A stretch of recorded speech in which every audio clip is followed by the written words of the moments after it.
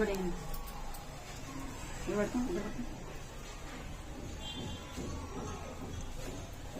కరెక్ట్గా ఉంది కదా.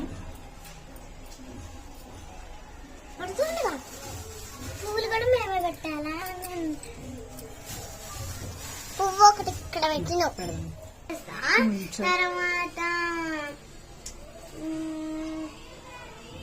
ఫినిష్ ఏ బుక్ బి బుక్ ఇట్లా పెట్టేయాలి. సరేనా? ఏ బి జల్లి పేస్తున్నా.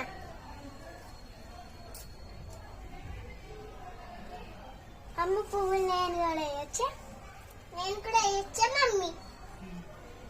నాకు ఇవ్వండి, నాకు ఇవ్వండి.